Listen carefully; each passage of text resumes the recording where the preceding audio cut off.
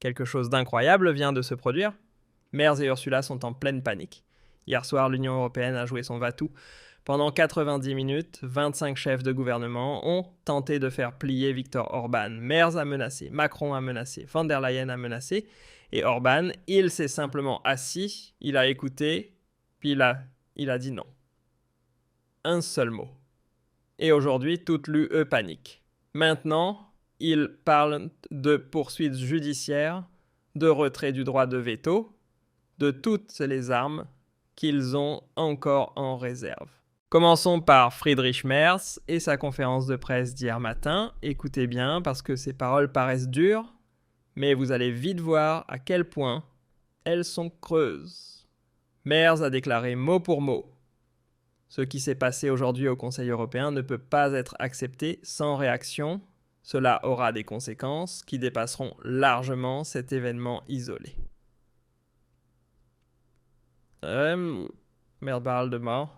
Conséquences, sans en citer une seule. Aucun plan concret, aucune mesure, aucun délai. Seulement des mots vides. Et vous savez ce que c'est une menace. Hier soir, à 21h, Orban a tenu une conférence de presse à ce sujet. Il a affirmé que la Hongrie ne se laisserait ni faire chanter, ni intimider, ni par l'Ukraine, ni par Bruxelles, ni par le chancelier Merz. Et au passage, Merz parle de loyauté envers les alliances, mais n'oubliez pas qu'en décembre, Orban avait accepté, sous une seule condition, que la sécurité énergétique de son pays soit garantie. Puis est arrivée l'attaque présumée de drones russes du 27 janvier, qui a détruit le pipeline Druzhba. Ce sont les conditions de départ qui ont changé pas la position d'Orban, mais évidemment Merz évite soigneusement de vous le dire. Typique de Merz, ignorer les faits lorsqu'il dérange le récit officiel. Mais Merz n'était pas le seul.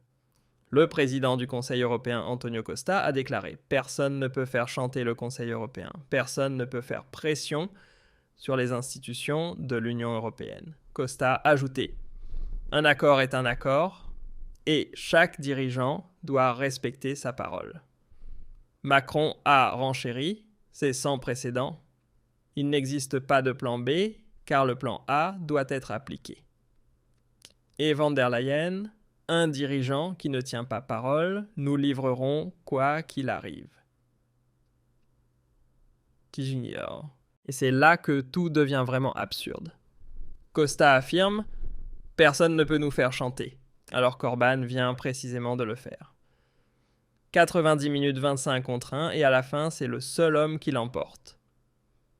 Macron explique qu'il n'existe aucun plan B, sans réaliser que ce n'est pas une démonstration de force, mais un aveu de faiblesse.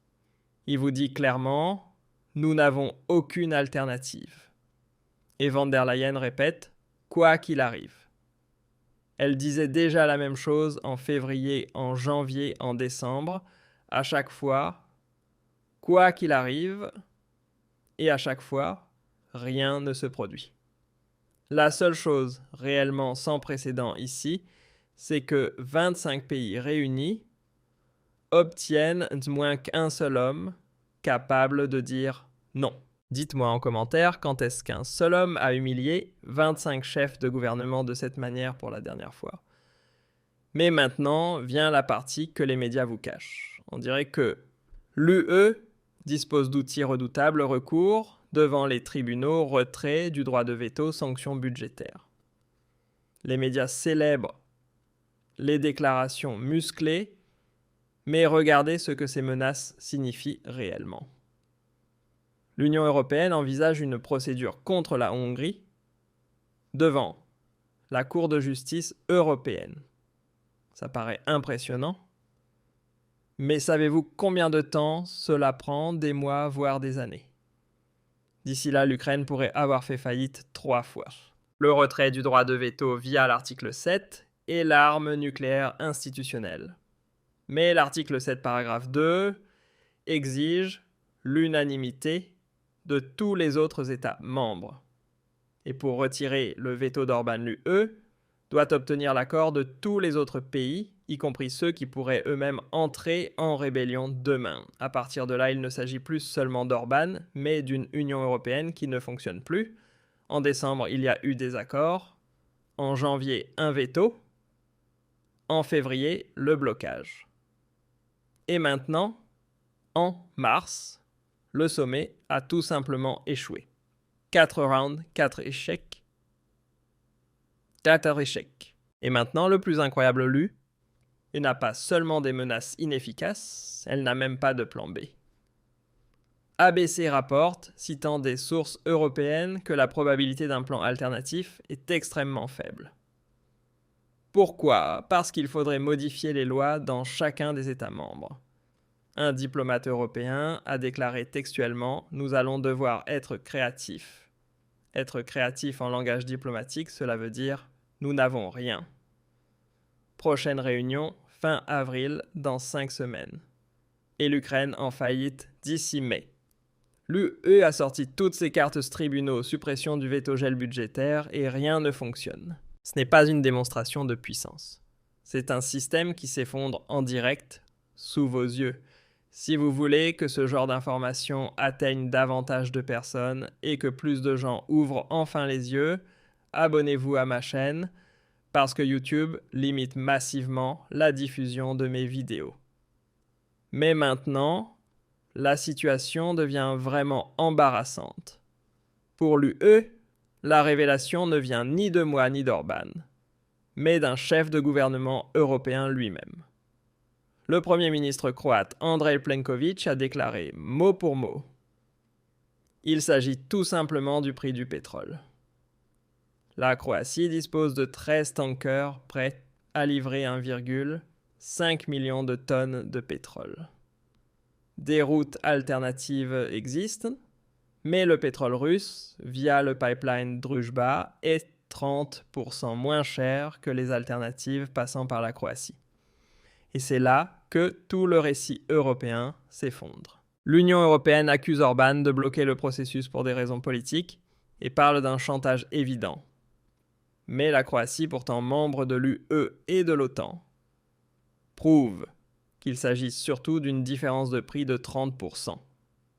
Et que fait l'UE ? Elle propose une aide technique pour réparer le pipeline, mais pas un centime pour compenser la différence de coût que la Hongrie et la Slovaquie devraient supporter. Voilà la véritable double morale. Le 18 mars, soit un jour avant le sommet, l'Ukraine a refusé à l'Union européenne l'accès au pipeline endommagé. Un jour plus tôt, Kiev demandait encore 90 milliards, tout en bloquant l'inspection qui aurait pu résoudre la situation. Le blocage ne faiblit pas, il se renforce. Robert Fico a annoncé hier qu'il ne voterait pas les documents finaux concernant l'Ukraine. Il menace de prendre d'autres mesures si Kiev continue de causer des dommages économiques à la Slovaquie. La Slovaquie a déjà interrompu ses livraisons d'électricité et de diesel vers l'Ukraine. Fico s'appuie sur des droits contractuels valables jusqu'à fin 2027. Et une de ces phrases résume toute la situation. Les relations entre la Slovaquie et l'Ukraine ne sont pas une rue à sens unique où nous devons tout donner pendant que l'autre camp ne doit rien. Le prochain sommet européen aura lieu fin avril. Ce qui signifie une chose, l'Ukraine pourrait déjà être en faillite d'ici mai. L'Union européenne n'a aucun plan et pendant qu'elle se désintègre de l'intérieur, l'humiliation vient désormais de Moscou. Le porte-parole du Kremlin Dmitri Peskov a déclaré que certains Européens avaient envoyé des signaux pour obtenir une place à la table des négociations, mais que cela n'était ni nécessaire ni pertinent selon la Russie. L'Union européenne se déchire autour d'un prêt pendant que Moscou la considère déjà comme insignifiante. Il faut vraiment prendre le temps de réaliser ce que cela signifie. Et quel rapport avec nous, Merz menace Orban de conséquences, mais nos factures de gaz continuent d'exploser. En Allemagne, le prix du diesel a augmenté de 44% depuis le conflit avec l'Iran. Le gouvernement refuse toujours de plafonner les prix du gaz. Depuis 2022, l'Allemagne a versé 22 milliards d'euros à l'Ukraine, soit 5 fois plus que la France. La Hongrie, elle, ne paie rien et reste exemptée de toutes les obligations. Orban protège ses citoyens contre la hausse des prix. L'Union européenne voulait faire plier Orban, 90 minutes d'affrontement 25 contre 1, et au final, aucun plan B, uniquement des menaces. Ce ne sont pas des instruments de puissance, ce sont des instruments de désespoir. La vraie raison de ces pressions, les dirigeants européens sont incapables d'admettre qu'un seul homme a mis leur système à nu. Alors ils menacent désormais de démanteler précisément la démocratie qu'ils prétendent défendre. Les responsables européens accusent Orban de populisme, mais au bout du compte, c'est lui qui apparaît comme le seul à dire ce qu'il pense réellement. Pendant qu'à Bruxelles, les nerfs lâchent, la Commission prépare déjà le prochain choc. Le budget européen sur 7 ans devrait passer de 1200 milliards à 2000 milliards d'euros. Les justifications changent sans cesse, inflation, défense numérique, nouveau contexte, nouveaux slogans, nouveaux milliards. Et au final, c'est encore l'Allemagne qui paiera la facture la plus lourde. Pour les crèches, les routes ou les retraites, on nous explique qu'il a plus d'argent. Mais pour Kiev, soudainement, les milliards apparaissent sans limite. Et maintenant, Merz entre véritablement en scène. Il propose sérieusement une garantie de sécurité de 25% pour les avoirs russes gelés. Cela représente 35 milliards d'euros directement issus des caisses allemandes. Pendant qu'ici la crise s'aggrave, que la classe moyenne s'effondre lentement et que de nombreuses familles ne savent plus comment payer leurs factures, le chancelier promet encore des milliards à un pays sans véritable contrôle financier. Des écoles délabrées, pas d'argent. La pauvreté des retraités, pas d'argent. Mais pour l'Ukraine, il y en a toujours. Les partis traditionnels se félicitent mutuellement pour cela, tandis que les médias publics présentent cette politique comme la seule option possible. Et puis Orban arrive et dit simplement « Non, ça suffit ». Plus de nouvelles dettes, plus de chèques en blanc pour Zelensky. Et c'est précisément là le vrai scandale. Un chef de gouvernement hongrois fait davantage pour le contribuable allemand que son propre gouvernement. Orban devient le dernier rempart contre la mutualisation des dettes pendant que Merz ouvre les vannes en grand. Et malheur à ceux qui, comme Alice Weidel et l'AfD, soutiennent Orban. Ils sont immédiatement traités de sympathisants de Poutine ou d'extrémistes de droite. Pourtant, nous posons simplement des questions démocratiques très basiques. Où est la transparence ? Où est la logique ? Aujourd'hui, Orban est pratiquement le seul à résister, le seul à ne pas abandonner la souveraineté nationale sans condition. Pendant que la Hongrie est diabolisée pour cela, lui reste ferme. Sans son veto, ces milliards auraient déjà été approuvés depuis longtemps. L'Allemagne aurait les prix les plus élevés, les impôts les plus lourds, et porterait une responsabilité directe dans une politique d'endettement qui pousse l'Europe vers le précipice. Et qu'est-ce que tout cela signifie pour l'Europe ? Encore plus de dettes pour une guerre qui n'avance plus. Aucune véritable négociation de paix. Des parlements nationaux de plus en plus privés de pouvoir. Dans ce contexte, le blocage d'Orban ressemble presque à une bouée de sauvetage, surtout pour l'Allemagne. Peut-être est-ce réellement la dernière chance de se réveiller enfin.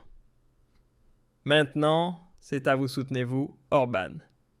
Écrivez-le dans les commentaires. Et si vous ne voulez manquer aucune analyse, abonnez-vous à la chaîne. Chaque jour, je révèle ce qui se passe réellement. Restez vigilants. À la prochaine fois, monsieur.